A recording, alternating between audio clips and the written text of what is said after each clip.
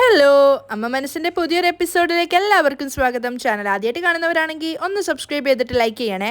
മേഘ IPS ഓഫീസറുടെ അടുത്തേക്ക് വന്നിരിക്കുകയാണ്. കാരണം ഇൻസ്പെക്ടർ അടുത്തൊന്നും പരാതി കൊടുത്തിട്ട് വലിയ കാര്യമില്ല. സിദ്ധാർത്ഥും ചന്ദ്രികയും തമ്മിലുള്ള വിവാഹം നടത്താൻ തന്നെയാണ് അവർ പോകുന്നത്. അതുകൊണ്ട് ഇനി ഉന്നത പോലീസുകാരടുത്ത് പോയിട്ട് സംസാരിക്കാൻ വേണ്ടിയിട്ടാണ് മേഘ തീരുമാനിച്ചിരിക്കുന്നത്. അതുകൊണ്ട് അവൾ ഡയറക്റ്റായിട്ട് IPS ഓഫീസറുടെ അടുത്താണ് വന്നിട്ടുള്ളത്. അദ്ദേഹത്തിന് അവൾ പരാതി കൊടുത്തതിന് ശേഷം സംഭവിച്ച കാര്യങ്ങളൊക്കെ വിവരിച്ചു കൊടുക്കുകയാണ്. പാർട്ടിയിൽ പോയതും അമിതമായി മദ്യപിച്ചതും ശേഷം ബോധം കെട്ട് വീണപ്പോൾ സിദ്ധാർത്ഥ് കൂട്ടിക്കൊണ്ടുവന്ന് വീട്ടിലാക്കിയതും പിന്നീട് പ്രഗ്നൻ്റ് ആണെന്ന് അറിഞ്ഞ സമയത്ത് സിദ്ധാർത്ഥിൻ്റെ വീട്ടിൽ പോയിട്ട് താൻ സിദ്ധുവിൻ്റെ കുഞ്ഞിനെയാണ് വയറ്റിൽ ചുമക്കുന്നതെന്ന് അവർക്ക് മുന്നിൽ പറഞ്ഞ സമയത്ത് അവരെല്ലാവരും ഷൗട്ട് ചെയ്തിട്ട് മേഘയെ പുറത്താക്കിയതും പിന്നീട് ഇൻസ്പെക്ടർ അടുത്ത് പോയിട്ട് പരാതി പറഞ്ഞ സമയത്ത് അവരാണെങ്കിൽ സിദ്ധാർത്ഥിൻ്റെ ഭാഗം കേട്ടതിന് ശേഷം അവനല്ല കുറ്റവാളി എന്നും അവരുടെ കയ്യിൽ നിന്ന് പണം വാങ്ങിയിട്ട് അവർക്ക് ഫേവറായിട്ടാണ് സംസാരിക്കുന്നതും എന്നൊക്കെ കാര്യങ്ങൾ മേഘ പറഞ്ഞു കൊടുക്കുകയാണ്. സിദ്ധാർത്ഥാണ് നിങ്ങളുടെ അടുത്ത് മോശമായിട്ട് പെരുമാറിയെന്നുള്ളതിന് ഒരു തെളിവുമില്ല. നിങ്ങളുടെ കുട്ടി ജനിക്കുന്നത് വരെ നിങ്ങൾ ക്ഷമയോടെ കാത്തിരുന്നേ പറ്റൂ എന്നാണ് ഇൻസ്പെക്ടർ പറഞ്ഞിട്ടുണ്ടായിരുന്നത്. സംഭവം നടന്ന അന്ന് സിദ്ധാർത്ഥ് എൻ്റെ കൂടെയാണ് ഉണ്ടായിരുന്നത് എന്നുള്ളതിൻ്റെ വീഡിയോ ഫൂട്ടേജ് എൻ്റെ കയ്യിലുണ്ട് സർ എന്ന് പറഞ്ഞിട്ട് മേഘ ഫോൺ എടുത്തിട്ട് അതും IPS ഓഫീസർക്ക് കാണിച്ചു കൊടുക്കുകയാണ്. ശരി, ഞാൻ നിങ്ങളുടെ കംപ്ലൈൻറ്റിൻ്റെ മേൽ ആക്ഷൻ എടുത്തോളാം, നിങ്ങൾ പൊയ്ക്കോളൂ. ശരി സർ, മേഘ കരഞ്ഞുകൊണ്ട് പറയാണ്. സിദ്ധു എന്നെ ഒഴിവാക്കിയിട്ട് ചന്ദ്രികയെ കല്യാണം കഴിക്കാൻ പാടില്ല സർ. ഈ കല്യാണം നിങ്ങൾ എങ്ങനെയെങ്കിലും തടഞ്ഞു വെക്കണം സർ എന്ന് പറഞ്ഞിട്ടാണ് മേഘ കരയുന്നത്. ഞാൻ നോക്കിക്കോളാം, നിങ്ങൾ പേടിക്കേണ്ട. മേഘ അയാൾക്ക് മുന്നിൽ കരഞ്ഞുകൊണ്ടാണ് പോകുന്നത്. അതുകൊണ്ട് തന്നെ മേഘയുടെ പരാതി വീണ്ടും അദ്ദേഹം വായിച്ചു നോക്കുന്നുണ്ട്. അതേസമയം മനീഷാണെങ്കിൽ ബോധം കെട്ടെടുത്ത് നിന്ന് മെല്ലെ എഴുന്നേറ്റ് അവൻ്റെ കണ്ണിങ്ങനെ തുറന്നു വരികയാണ്. പക്ഷെ അവൻ ആകെ ടയേർഡാണ്. വെള്ളം പോലും കിട്ടാത്തതിൻ്റെ ആ ഒരു വിഷമം അവൻ്റെ മുഖത്തുണ്ടായിരുന്നു. അതേസമയം ആ ടൈമിലും അവൻ്റെ മനസ്സിൽ ഓടിക്കൊണ്ടിരിക്കുന്നത് മേഘ മീഡിയാസിന് കൊടുത്ത ആ ഒരു ന്യൂസ് തന്നെയാണ്. ഈ ഫോട്ടോയിൽ കാണുന്നയാളാണ് സിദ്ധാർത്ഥ്. അവൻ്റെ 2 മാസം പ്രായമുള്ള കുഞ്ഞ് എൻ്റെ വയറ്റിൽ വളരുന്നുണ്ട്. ഞാൻ പോലും അറിയാതെയാണ് അവൻ എന്നെ നശിപ്പിച്ചത്. പിന്നീട് സിദ്ധാർത്ഥ് നടത്തിയ പ്രസ് മീറ്റാണ് മനീഷിന് ഓർമ്മ വരുന്നത്.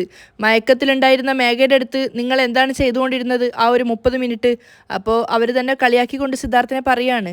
എന്ത് പറയാനാ, മേഘയുടെ ശരീരം ആസ്വദിച്ച് അവിടെ നിന്നിട്ടുണ്ടാവും. അതൊക്കെ ആലോചിക്കുന്നതോറും മനീഷിന് വല്ലാത്ത കുറ്റബോധവും സങ്കടവും തോന്നുവാണ്. കാരണം അവൻ ചെയ്ത തെറ്റിനാണ് സിദ്ധാർത്ഥ് ഒരു കാരണമില്ലാതെ പഴി കേൾക്കുന്നത്. അപ്പോൾ മനീഷ് മനസ്സിൽ ചിന്തിക്കുന്നുണ്ട്, മേഘ, ഞാനാണ് നിൻ്റെ ഗർഭത്തിന് ഉത്തരവാദിയെന്ന് എപ്പോഴാണ് നിന്നോട് ഞാൻ പറയുക എന്ന് എനിക്കറിയില്ല. അതിനു മുമ്പ് മഹേഷ് എന്നെ കൊല്ലുമോ എന്ന് എനിക്കറിയില്ല. മഹേഷിന് ചന്ദ്രികയ്ക്കൊപ്പം ചേരാൻ വേണ്ടി നീ പറഞ്ഞ കള്ളത്തരം അവൻ അതിനെ സത്യമാക്കി മാറ്റിക്കൊണ്ടിരിക്കുകയാണ്. സിദ്ധുവിനെയും ചന്ദ്രികയും തമ്മിൽ വേർപിരിക്കാൻ വേണ്ടി ഒരുപക്ഷെ മഹേഷ് എന്നെ കൊല്ലാൻ വരെ തയ്യാറായിരിക്കും. ഈ മഹേഷിൻ്റെ കയ്യിൽ നിന്ന് ഞാൻ എങ്ങനെ രക്ഷപ്പെടുക എന്ന് എനിക്കറിയില്ല. ഞാൻ മരിക്കുന്നതിനെക്കുറിച്ച് ചിന്തിച്ചിട്ട് എനിക്ക് വലിയ ടെൻഷനൊന്നുമില്ല. പക്ഷേ അതിനു മുൻപ് നിന്റെ ഗർഭത്തിന് ഞാനാണ് കാരണമെന്ന് നിന്നോട് പറയുക തന്നെ വേണം. ഞാൻ മരിക്കുന്നതിന് മുമ്പ് സിദ്ധു സാർ നിരപരാധിയാണെന്ന് എല്ലാവർക്കും മുന്നിൽ എനിക്ക് തെളിയിക്കാൻ സാധിക്കണം. മഹേഷിനെ ആണെങ്കിൽ സിദ്ധു സാർ വല്ലാതെ വിശ്വസിക്കുകയാണ്. അവൻ്റെ മുഖംമൂടി സാറിന് മുന്നിൽ അഴിച്ച് അവൻ ആരാണെന്നുള്ള സത്യം ഞാൻ സാറിനെ അറിയിക്കും. അതേസമയം ചന്ദ്രികയുടെ വീട്ടിലാണെങ്കിൽ അവർക്ക് കല്യാണത്തിന് ധരിക്കാനുള്ള സാരിയും വസ്ത്രങ്ങളും ഒക്കെ വന്നിട്ടുണ്ടായിരുന്നു. അപ്പോൾ അതൊക്കെ അവർ സെലക്ട് ചെയ്തുകൊണ്ടിരിക്കുകയാണ്. ഓരോന്നെടുത്തിട്ട് പരസ്പരം ഇത് ഭംഗിയുണ്ട് ഭംഗിയില്ല എന്നൊക്കെ പറയുന്നുണ്ട്. ആ സമയത്ത് ലക്ഷ്മി ജാനകിയോട് പറയുന്നുണ്ട്, ജാനകി, ചന്ദ്രികയുടെ മെഹന്തി ദിവസത്തിലും തലേന്നുള്ള ദിവസവും ഒക്കെ ചന്ദ്രികയ്ക്ക് പട്ടുസാരി വേണം വാങ്ങിക്കാൻ. അപ്പോൾ ആരതി സദസിദ്ധമായിട്ട് പറയാണ്, അതെന്താ നിങ്ങൾ ചന്ദ്രികയ്ക്ക് മാത്രമേ വാങ്ങിച്ചു കൊടുക്കുള്ളൂ, എനിക്കാരും പട്ടുസാരി വാങ്ങിച്ചു തരില്ലേ? ആരതിയുടെ ആ ഒരു സാധാരണ സംസാരം കേട്ടപ്പോൾ എല്ലാവരും പൊട്ടിച്ചിരിക്കുകയാണ്. അതിനെന്താ ആരതി, നിനക്ക് എത്ര വേണമെങ്കിലും നീ എടുത്തോ, മഹേന്ദ്രൻ പറയാണ്. ഫംഗ്ഷൻ ചന്ദ്രികയുടേതായിരിക്കും, പക്ഷേ എല്ലാ ദിവസത്തിലും നിങ്ങൾക്ക് ഏത് സാരിയാണോ ഇഷ്ടമുള്ളത് അത് നിങ്ങളെല്ലാവരും എടുത്തോ. അതാണ് എൻ്റെ മാമൻ, കണ്ടില്ലേ? ശരി, എല്ലാവരും ചിരിക്കുകയാണ്. അപ്പോൾ ചന്ദ്രികയോട് ലക്ഷ്മി ഒരു സാരി കാണിച്ചു കൊടുക്കുന്നുണ്ട്. ചന്ദ്രിക, ഈ സാരി നിനക്ക് ഇഷ്ടമായോ? അത് ചന്ദ്രികയ്ക്ക് കാണിച്ചു കൊടുത്തതിന് ശേഷം ജാനകിയോട് അഭിപ്രായം ചോദിക്കുകയാണ്. ഒരു ദിവസത്തെ ഫംഗ്ഷൻ്റെ ഒരു ദിവസത്തിൽ ഈ സാരി മതിയാവുമെന്ന്. അപ്പോൾ ജാനകി അത് വാങ്ങി നോക്കുന്നുണ്ട്. ഇത് കുഴപ്പമില്ല, പക്ഷേ ചന്ദ്രികയ്ക്ക് ഇതിനേക്കാളും നല്ലത് ആ കളറാണെന്നാണ് എനിക്ക് തോന്നുന്നത് എന്ന് പറഞ്ഞ് മറ്റൊന്ന് സെലക്ട് ചെയ്യാണ്. എന്നിട്ട് മറ്റൊന്ന് സെലക്ട് ചെയ്തിട്ട് ജാനകി സ്നേഹത്തോടെ ചന്ദ്രികയെ നോക്കിക്കൊണ്ട് പറയാണ്, ഈ സാരി ചന്ദ്രികയ്ക്ക് നന്നായിട്ട് ചേരും, ഇത് നോക്ക് എന്ന് പറഞ്ഞിട്ട് അത് കൊടുക്കുകയാണ്. അങ്ങനെ അവരെല്ലാവരും എൻജോയ് ചെയ്യുന്നൊരു സമയമാണ്. ചന്ദ്രികയ്ക്ക് ആ സാരി ഇഷ്ടപ്പെട്ടോ എന്ന് ചോദിച്ചപ്പോൾ അവൾ ഇഷ്ടപ്പെട്ടു എന്ന് പറഞ്ഞിട്ട് സിദ്ധുവിന് ഇഷ്ടപ്പെട്ടോ എന്നൊക്കെ ചോദിക്കാൻ പറയുകയാണ്. ആ സമയത്ത് സിദ്ധാർത്ഥ് മറ്റൊരു സാരി എടുത്തിട്ട് അതിൻ്റെ ഭംഗി നോക്കുകയായിരുന്നു. അപ്പോൾ ജാനകി സിദ്ധുവിനോട് ചോദിക്കുന്നുണ്ട്, സിദ്ധു, ആ സാരി നിനക്ക് ഇഷ്ടമായോ? ഇല്ലമ്മ, അമ്മ എടുത്തതിനേക്കാളും എനിക്ക് തോന്നുന്നത് ചന്ദ്രയ്ക്ക് ഈ സാരിയാണ് കുറച്ചുകൂടി ചേരുക എന്നാണ്. ഈ സാരി സാറിന് ഇഷ്ടപ്പെട്ടോ? എനിക്ക് ഒരുപാട് ഇഷ്ടപ്പെട്ടു. അങ്ങനെയാണെങ്കിൽ എനിക്കും ഒരുപാട് ഇഷ്ടമാണ്, ചന്ദ്രിക തിരിച്ചു പറയാണ്. അവർ തമ്മിലുള്ള പറയാതെ പറഞ്ഞുള്ള സ്നേഹം കണ്ടിട്ട് എല്ലാവരും പരസ്പരം ചിരിക്കുകയാണ്. കണ്ടില്ലേ, സിദ്ധാർത്ഥ് എന്തെടുത്തു കൊടുത്താലും ചന്ദ്രികയ്ക്ക് അത് നേരത്തെ ഇഷ്ടമായതാണ് എന്നും പറഞ്ഞ് മുത്തശ്ശൻ കളിയാക്കി ചിരിക്കുകയാണ്. എന്നിട്ട് അദ്ദേഹം പറയുന്നുണ്ട്, ഭാര്യ ഭർത്താവ് എന്ന് വെച്ചാൽ ഇങ്ങനെ ആയിരിക്കണം. ഭർത്താവ് എടുത്തു തരുന്നത് ഇഷ്ടപ്പെട്ടില്ലെങ്കിൽ കൂടി അത് നന്നായിട്ടുണ്ടെന്ന് പറഞ്ഞ് സന്തോഷത്തോടെ വേണം വാങ്ങിക്കാൻ. അപ്പോൾ ആകാശ് ആരതിയെ ട്രോളുമാണ്. ആരതി, കേട്ടില്ലേ മുത്തശ്ശൻ പറഞ്ഞത്? നീയാണെങ്കിലോ എന്ത് വാങ്ങിത്തന്നാലും നല്ലതല്ല എന്നാ പറയുക. ചന്ദ്രികയുടെ അടുത്തുനിന്ന് ഇതൊക്കെ പഠിച്ചു വെച്ചോ. അപ്പോൾ ആരതി അവനൊരു തല്ലു കൊടുത്തിട്ട് പറയാണ്, നല്ലതല്ലെങ്കിൽ നല്ലതല്ല എന്ന് തന്നെയാണ് ഞാൻ പറയുക. സിദ്ധു എടുത്തു കൊടുത്ത സാരി ശരിക്ക് പറഞ്ഞാൽ നല്ല ഭംഗിയുണ്ട്, അതുകൊണ്ടാണ് ചന്ദ്രികയും നല്ലതാണെന്ന് പറഞ്ഞത്. നിന്നെ കൊണ്ട് എൻ്റെ ഏട്ടനെ പോലെ ഒന്നും സാരി സെലക്ട് ചെയ്യാൻ പറ്റില്ല, നീ വേസ്റ്റാണ് എന്ന് പറഞ്ഞിട്ട് ആരതി അവനൊരു കൊട്ടു കൊടുക്കുകയാണ്. അല്ല അളിയാ, ഈ സാരിയൊക്കെ സെലക്ട് ചെയ്യാൻ അളിയൻ ഏത് കോളേജിൽ നിന്നാണ് പഠിപ്പിച്ചു തന്നത്? എനിക്കും കൂടെ പറഞ്ഞു തരികയാണെങ്കിൽ ഞാനും പോയി അവിടെ നിന്ന് പഠിച്ചിട്ട് വന്നോളാം. പറ്റില്ല, എന്തായാലും ഫെയിലാവും. ആരതി അവനെ വിട്ടുകൊടുക്കുന്നില്ല. അതിനുശേഷം മഹേന്ദ്രൻ ജാനകിയോടും ലക്ഷ്മിയോടും ആരതിയോടും അവർക്ക് ഇഷ്ടപ്പെട്ടത് സെലക്ട് ചെയ്യാൻ പറയാണ്. ലക്ഷ്മി ഒരു സാരി സെലക്ട് ചെയ്ത് മഹേന്ദ്രനോട് അഭിപ്രായം ചോദിച്ചപ്പോൾ അയാൾ നല്ലതാണെന്ന് പറയാണ്. അതുപോലെ ആരതിയും ഒരു സാരി എടുത്തിട്ട് ആകാശിനോട് അഭിപ്രായം ചോദിക്കുന്നുണ്ട്. അപ്പോൾ അവൻ പറയുന്നുണ്ട്, നീ എങ്ങനെയുള്ള സാരി ഇട്ടാലും നല്ല സുന്ദരിയാണ്. അപ്പോൾ പിന്നെ പട്ടു സാരി ഉടുത്തു കഴിഞ്ഞാൽ പറയാനുണ്ടോ, സൂപ്പറായിട്ടുണ്ട്. മതി. ആരതി ചിരി വരുന്നുണ്ടായിരുന്നു. ആരതി ആകാശ് പുകഴ്ത്തുന്നത് കേട്ടപ്പോൾ എല്ലാവരും കളിയാക്കി ചിരിക്കുകയാണ്. മതി ആകാശ്, ഭാര്യയെ നല്ലോണം ഇട്ട് ഐസാക്കുന്നുണ്ടല്ലോ. എല്ലാവരും സാരിയൊക്കെ സെലക്ട് ചെയ്ത് അതിൻ്റെ ഭംഗിയൊക്കെ സംസാരിച്ചു കൊണ്ടിരിക്കുമ്പോഴാണ് മേഘ പോയി കണ്ടിട്ടുണ്ടായിരുന്ന ആ ഒരു ഓഫീസർ അങ്ങോട്ടേക്ക് വന്നത്. മിസ്റ്റർ മഹേന്ദ്രൻ. എല്ലാവരും ചിരിച്ചുകൊണ്ട് നിന്ന സമയത്ത് അദ്ദേഹത്തിൻ്റെ സംസാരം കേട്ടിട്ടാണ് അങ്ങോട്ടേക്ക് നോക്കുന്നത്. എല്ലാവരുടെയും മുഖം മാറുന്നുണ്ടായിരുന്നു. അപ്പോൾ മുത്തശ്ശനാണെങ്കിൽ മഹേന്ദ്രനോട് ചോദിക്കുന്നുണ്ട്, എന്താ മഹേന്ദ്ര, കമ്മീഷണറൊക്കെ വന്നിട്ടുള്ളത്? വരൂ സർ, എങ്ങനെയുണ്ട്, സുഖമാണോ എന്നൊക്കെ ചോദിച്ചു ഷെയ്ക്കാനൊക്കെ കൊടുക്കുകയാണ്. ഞാൻ സുഖമായിട്ടിരിക്കുന്നു. എന്നിട്ട് കൂടെയുള്ള 2 പേരോട് പുറത്ത് കാത്തു നിൽക്കാൻ പറയുകയാണ്, ഞാൻ സംസാരിച്ചിട്ട് വരാം. അദ്ദേഹം അവിടെ ഇരുന്നതിന് ശേഷം എല്ലാവരുടെയും മുഖത്തൊരു ടെൻഷൻ ഉണ്ടായിരുന്നു. മഹേന്ദ്രനാണെങ്കിൽ അങ്ങോട്ട് പറയുന്നുണ്ട്, സാർ എന്ത് ഇത്ര ദൂരത്തോട്ട് ഇങ്ങോട്ടേക്കൊക്കെ വന്നിരിക്കുന്നത്? സാറ് പറഞ്ഞിരുന്നെങ്കിൽ ഞാൻ അങ്ങോട്ടേക്ക് വരുമായിരുന്നു. മറ്റു വല്ലവരും ആയിരുന്നെങ്കിൽ ഞാൻ എൻ്റെ ഓഫീസിലേക്ക് വിളിപ്പിക്കുമായിരുന്നു. പക്ഷേ നിങ്ങളായതുകൊണ്ടാണ് ഞാൻ ഇങ്ങോട്ടേക്ക് നേരിട്ട് വന്ന് സംസാരിക്കാമെന്ന് വിചാരിച്ചത്. അങ്ങനെയാണോ? ശരി സാർ, പറയൂ, എന്താ കാര്യം? മഹേന്ദ്രൻ സർ, ഇന്നലെ മേഘ കമ്മീഷണർ ഓഫീസിൽ വന്നിട്ടുണ്ടായിരുന്നു. അത് കേട്ടതും എല്ലാവരുടെയും മുഖം മാറുവാണ്. അപ്പോൾ മേഘ പറഞ്ഞ കംപ്ലൈൻറ്റ് പ്രകാരം സിദ്ധാർത്ഥ് അവളെ റേപ്പ് ചെയ്തെന്നും അതിനാൽ അവൾ 2 മാസം ഗർഭിണിയാണെന്നാണ് അവൾ പറഞ്ഞിരിക്കുന്നത്. മേഘയുടെ കംപ്ലൈൻറ്റ് കേട്ടപ്പോൾ ഞാൻ അവളോട് പറഞ്ഞു, തെളിവില്ലാതെ സിദ്ധാർത്ഥിനെതിരെ പരാതി സ്വീകരിക്കാൻ സാധിക്കില്ലെന്നും കേസ് രജിസ്റ്റർ ചെയ്യാൻ പറ്റില്ലെന്നും. എന്നാൽ എൻ്റെ കംപ്ലൈൻറ്റിന് നിങ്ങൾ ആക്ഷൻ എടുക്കുന്നില്ല എങ്കിൽ മഹേന്ദ്രൻ കുടുംബത്തിൻ്റെ എല്ലാവരുമാണ് എൻ്റെ മരണത്തിന് കാരണമെന്ന് പറഞ്ഞ് ഒരു ലെറ്റർ എഴുതി വെച്ചിട്ട് ഞാൻ മരിക്കുമെന്നാണ് അവൾ ഭീഷണിപ്പെടുത്തിയത്. അത് കേട്ട സമയത്ത് എല്ലാവരും ഒരുപോലെ ഷോക്കായി പോയിട്ടുണ്ടായിരുന്നു. കാരണം മേഘ അങ്ങനെ ചെയ്യുന്നുള്ളത് അവർക്ക് ഭയമുണ്ടായിരുന്നു. അപ്പോൾ കമ്മീഷണർ പറയുന്നുണ്ട്, അങ്ങനെ ചെയ്തു കഴിഞ്ഞാൽ പിന്നെ മീഡിയ നിങ്ങളെ വെറുതെ വിടില്ലെന്ന് മേഘ എന്നോട് പറഞ്ഞത്. സാർ, മേഘയുടെ ഭീഷണിയൊന്നും നിങ്ങൾ കാര്യമായിട്ട് എടുക്കേണ്ട സാർ. 1-ാം നമ്പർ ഫ്രോഡാണ് സാർ അവൾ. മഹേന്ദ്രൻ മേഘയെക്കുറിച്ചുള്ള അഭിപ്രായം പറയുകയാണ്. സിദ്ധാർത്ഥിൻ്റെയും ചന്ദ്രികയുടെയും കല്യാണം മുടക്കാൻ വേണ്ടിയാണ് സിദ്ധാർത്ഥിന് മേൽ അവൾ ഇപ്പോൾ ഇങ്ങനെ ഒരു പരാതിയുമായിട്ട് വന്നത്. സിദ്ധുവിൻ്റെയും ചന്ദ്രികയുടെയും മുഖം ആകെ വാടി നിൽക്കുകയാണ്. അപ്പോൾ അയാൾ പറയാണ്, മേഘ എല്ലാ പ്രസിൻ്റെയും മീഡിയയുടെയും മുന്നിൽ അവളുടെ വയറ്റിൽ വളരുന്ന കുഞ്ഞിന് കാരണം സിദ്ധാർത്ഥാണെന്ന് പറഞ്ഞു നടക്കുവാണ്. നാളെ ഇനിയൊരു പക്ഷേ മേഘ എന്തെങ്കിലും കടുങ്കൈ ചെയ്യുകയാണെങ്കിൽ നിങ്ങളെല്ലാവരും ഒരുപോലെ കുടുങ്ങും.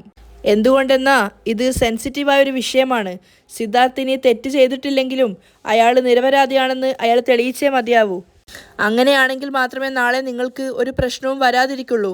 അപ്പോൾ മുത്തശ്ശൻ തിരിച്ചു ചോദിക്കുകയാണ്, ഇപ്പോൾ ഞങ്ങൾ എന്ത് ചെയ്യണമെന്നാണ് സാറ് പറഞ്ഞു വരുന്നത്? മേഘയുടെ ഗർഭത്തിന് സിദ്ധാർത്ഥല്ല കാരണമെന്ന് തെളിയിക്കുന്നത് വരെയെങ്കിലും സിദ്ധാർത്ഥിൻ്റെയും ചന്ദ്രികയുടെയും കല്യാണം നീട്ടിവെക്കുന്നതായിരിക്കും നല്ലത്. അത് കേട്ടപ്പോൾ ആദ്യം ഷോക്കായത് മുത്തശ്ശനാണ്. ബാക്കി എല്ലാവരും അതുപോലെ ഞെട്ടിയിട്ടുണ്ടായിരുന്നു. ഒരുപക്ഷെ നിങ്ങൾ സിദ്ധാർത്ഥിൻ്റെയും ചന്ദ്രികയുടെയും കല്യാണം നടത്താൻ തീരുമാനിച്ച് മേഘ എന്തെങ്കിലും സൂയിസൈഡോ മറ്റോ ചെയ്തു കഴിഞ്ഞാൽ പിന്നെ അതിനുശേഷം എനിക്ക് സിദ്ധാർത്ഥിൻ്റെയും ചന്ദ്രികയുടെയും മേലെ ഒരു കാരണവും ഇല്ലെങ്കിലും കേസെടുക്കേണ്ടതായിട്ട് വരും. അദ്ദേഹം നല്ല രീതിയിൽ തന്നെ കാര്യം അവതരിപ്പിച്ചു കൊടുക്കുകയാണ്. ഈ പ്രശ്നമൊക്കെ വരരുത് എന്നാണെങ്കിൽ നിങ്ങൾ സിദ്ധാർത്ഥിൻ്റെയും ചന്ദ്രികയുടെയും കല്യാണം കുറച്ചുകാലം നീട്ടിവെക്കുന്നതായിരിക്കും നല്ലത്. ഞാൻ മനസ്സിലാക്കിയെടുത്തോളം ഇതായിരിക്കും ഏറ്റവും നല്ല പരിഹാരം.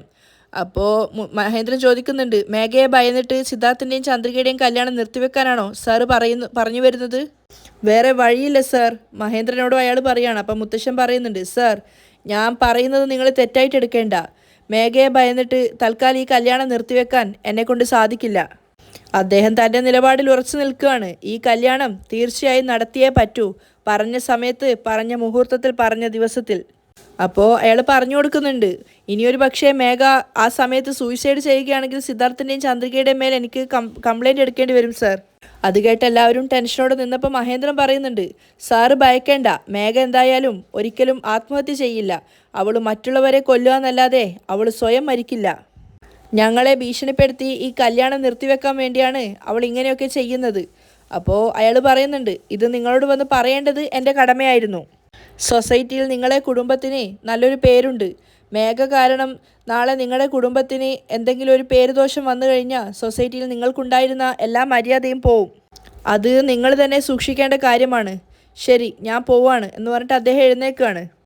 എല്ലാവരോടും യാത്ര പറഞ്ഞിട്ട് അദ്ദേഹം പോയിട്ടുണ്ടായിരുന്നു. അതിനുശേഷം ലക്ഷ്മി വെപ്രാളത്തോട് ചോദിക്കുകയാണ്, ഏട്ടാ എന്തൊക്കെയാണ് അദ്ദേഹം പറഞ്ഞിട്ട് പോയത്?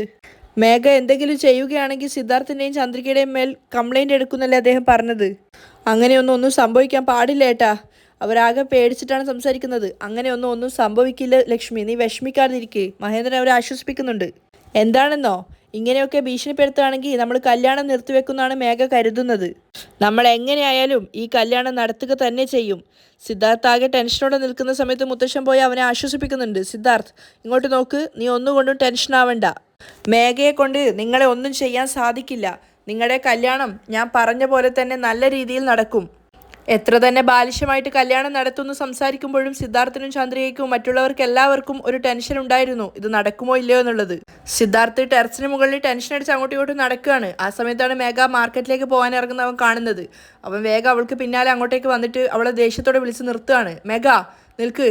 അപ്പം മേഘ ഒന്നും പറയാതെ അവനെ നോക്കിയിട്ട് നിൽക്കുന്നുണ്ടായിരുന്നു. എന്താ നീ നിന്റെ മനസ്സിൽ വിചാരിച്ചിരിക്കുന്നത്? കമ്മീഷണർ ഓഫീസിൽ പോയി നീ ആത്മഹത്യ ചെയ്യുമെന്ന് ഭീഷണിപ്പെടുത്തിയിരിക്കുകയാണോ? ഞാൻ ചന്ദ്രികയെ കല്യാണം കഴിക്കാൻ പാടില്ലെന്നാണോ? ഇങ്ങോട്ട് നോക്ക്, നീ കമ്മീഷണർ ഓഫീസിലല്ല, ലോകത്ത് എവിടെ പോയി സംസാരിച്ചാലും ഞാൻ ചന്ദ്രികയെ കല്യാണം കഴിക്കുന്നതിന് തടയാൻ നിന്നെക്കൊണ്ട് സാധിക്കില്ല. മേഘ അത് കേട്ടപ്പോഴേക്കും അവളുടെ ദേഷ്യം കയറുകയാണ്. നിന്നെക്കൊണ്ട് ചന്ദ്രികയുടെ കഴുത്തിൽ ഞാൻ താലി കെട്ടാൻ ഞാൻ അനുവദിക്കില്ല. ഏയ്, എന്താണ് നിന്റെ അഹങ്കാരം? നിന്റെ മനസ്സിൽ എന്താ തോന്നുന്നത്? നിന്റെ വയറ്റിൽ വളരുന്ന കുഞ്ഞിൻ്റെ അച്ഛൻ ഞാനാണെന്നോ? നിന്റെ വയറ്റിൽ വളരുന്ന കുഞ്ഞിൻ്റെ അച്ഛൻ ഞാനല്ല എന്ന് തെളിയിച്ചാൽ പോരെ? ഇപ്പം തന്നെ നിന്റെ വയറ്റിൽ വളരുന്ന കുഞ്ഞിന് ആരാണ് അച്ഛനെന്ന് ഞാൻ കാണിച്ചു തരാം. വാ എന്ന് പറഞ്ഞിട്ട് മേഘയുടെ കൈ പിടിച്ച് വലിക്കുകയാണ്.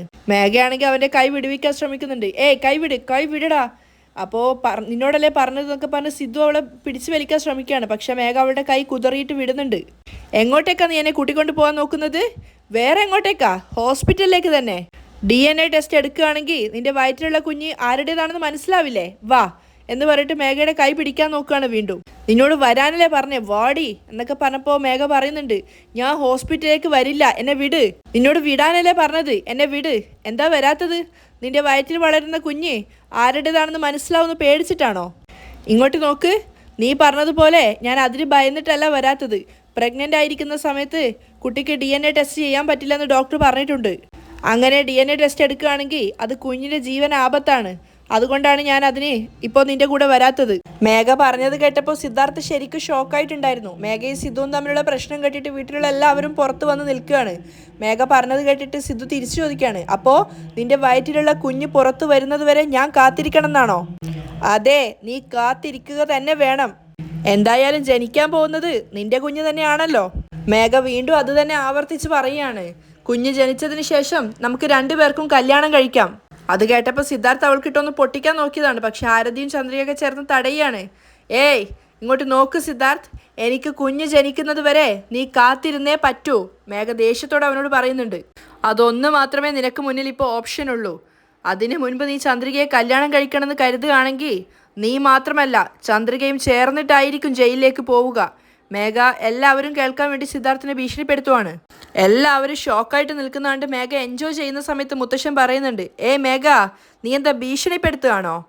കല്യാണക്കത്തിൽ ഏത് ദിവസമാണോ, ഏത് മുഹൂർത്തത്തിലാണോ, ഏത് സമയത്താണോ കല്യാണം എന്ന് നീ കണ്ടിട്ടുള്ളത്, അതേ ദിവസം തന്നെ ഞങ്ങൾ സിദ്ധാർത്ഥിൻ്റെയും ചന്ദ്രികയുടെയും കല്യാണം നടത്തും. അതിന് നിന്റെ ഈ ഭീഷണിയൊന്നും ഏൽക്കാൻ പോകുന്നില്ല.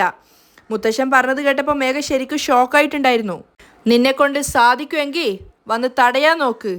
ആദ്യം മേഘ ഒന്ന് ഞെട്ടിയെങ്കിലും പിന്നീട് അവൾ ചിരിച്ചുകൊണ്ട് പറയാണ്, ആഹാ കൊള്ളാലോ, ബെറ്റ് വെക്കുന്ന അവസ്ഥയിലൊക്കെ എത്തിയോ? ആണോ? അങ്ങനെയെങ്കിൽ ഞാനും നിങ്ങൾക്കൊരു ബെറ്റ് തരാം. സിദ്ധുവിൻ്റെയും ചന്ദ്രികയുടെയും കല്യാണം നടക്കില്ല. അത് കേട്ടപ്പോൾ എല്ലാവരും ഞെട്ടി നിന്നപ്പോൾ മേഘ പറയുന്നുണ്ട്, എങ്ങനെയാണ് നിങ്ങൾ കല്യാണം നടത്താൻ പോകുന്നതെന്ന് ഞാനും ഒന്ന് കാണട്ടെ. അവളെല്ലാവരെയും വെല്ലുവിളിച്ചുകൊണ്ട് അവിടെ നിന്നും പോവുകയാണ്. സിദ്ധാർത്ഥാണെ ദേഷ്യത്തോടെ ഇവളോടൊക്കെ മര്യാദയ്ക്ക് സംസാരിക്കുന്ന നമ്മളെ പറഞ്ഞാൽ മതി എന്നും പറഞ്ഞിട്ട് ദേഷ്യത്തോടെ അകത്തേക്ക് പോകുന്നുണ്ട്. ചന്ദ്രിക സിദ്ധാർത്ഥിൻ്റെ പിന്നാലെ അകത്തേക്ക് പോവുകയാണ്. അതേസമയം മനീഷ ആണെങ്കിൽ ബോധമില്ലാത്ത അവസ്ഥയ്ക്ക് കിടക്കുകയാണ്. അങ്ങോട്ടേക്ക് വന്നിട്ട് മഹേഷ് നോക്കുന്നുണ്ട്. ഇവൻ ബോധം കെട്ട് കിടക്കുകയാണോ അതോ ഇനി തട്ടിപ്പോയോ? അവൻ്റെ തല പൊന്തിച്ചിട്ട് മഹേഷ് ചോദിക്കുകയാണ്, ഡാ ഏയ് എന്താടാ വിശന്നിട്ട് നിനക്കൊന്നും മനസ്സിലാവുന്നില്ലേ? എന്നിട്ടും വയ്യാതെ ആണെങ്കിലും മനീഷ് പറയുന്നുണ്ട്, നീ വലിയ തെറ്റാണ് മഹേഷ് ചെയ്യുന്നത്, മര്യാദയ്ക്ക് എന്നെ അഴിച്ചുവിട്. സിദ്ധാർത്ഥ് ഈ കാര്യം അറിയുകയാണെങ്കിൽ നിന്റെ ജീവിതം തന്നെ നശിക്കും. അത് കേട്ടപ്പോൾ മഹേഷിന് ദേഷ്യം കയറുകയാണ്. എന്നെ അഴിച്ചു വിടടാ. ഇത്രയും ദിവസം പട്ടിണിക്കിട്ടിട്ടും നിന്റെ അഹങ്കാരം കുറഞ്ഞിട്ടില്ലല്ലേ? ഇങ്ങനെ തന്നെ കിടന്ന് മരിച്ചു പോടാ നീ എന്ന് പറഞ്ഞ് അവൻ്റെ തല പിടിച്ചടിക്കുകയാണ്. എന്നെ അഴിച്ചു വിടടാ. സിദ്ധാർത്ഥ് എപ്പോഴാണോ ചന്ദ്രിക ഒഴിവാക്കി എൻ്റെ ജീവിതത്തിൽ ചന്ദ്രിക വരുന്നത് അന്ന് ഞാൻ നിന്നെ അഴിച്ചുവിടും. ചന്ദ്രികയ്ക്കും എനിക്കും എത്രയും പെട്ടെന്ന് കല്യാണം നടക്കണേന്ന് നീ ദൈവത്തിനോട് പ്രാർത്ഥിക്ക്. ചന്ദ്രികയെ ഞാൻ വിവാഹം ചെയ്യുകയാണെങ്കിൽ മാത്രമേ ഞാൻ നിന്നെ ജീവനോടെ വിടുള്ളൂ. ഇല്ലെന്ന് വെച്ചോ, ഇവിടെ തന്നെ നിന്നെ കൊന്ന് ഞാൻ കുഴിച്ചു മൂടും. മഹേഷ് വിശ്വാസവഞ്ചക, നീ ഒരിക്കലും നന്നാവില്ലടാ, മനീഷ് വിഷമത്തോടെ പറയാണ്. ഇതിനൊക്കെ ചേർത്ത് സിദ്ധാർത്ഥ് നിനക്ക് തിരിച്ചു തരും. ഓ അങ്ങനെയാണോ? ശരി, എങ്കിൽ അതും കാണാം. നീ ഇവിടെ കിടന്ന് മരിക്കാൻ നോക്ക് എന്നും പറഞ്ഞിട്ട് അവനൊരു തലക്കൊരു കിറുക്ക് കൂടെ കൊടുത്തിട്ടാണ് മഹേഷ് പോകുന്നത്. മഹേഷ് എൻ്റെ കെട്ടഴിച്ചു വിട് എന്നിങ്ങനെ പുലമ്പിക്കൊണ്ടേ ഇരിക്കുന്നുണ്ടായിരുന്നു മനീഷ്. പക്ഷെ അതൊന്നും വകവെക്കാതെ അവൻ അവിടുന്ന് പോവുകയാണ്. മനീഷ് ഇങ്ങനെ അലറിക്കൊണ്ടിരിക്കുകയാണ്. അവിടെയാണ് ഇന്നത്തെ എപ്പിസോഡ് വൈൻഡപ്പ് ചെയ്യുന്നത്.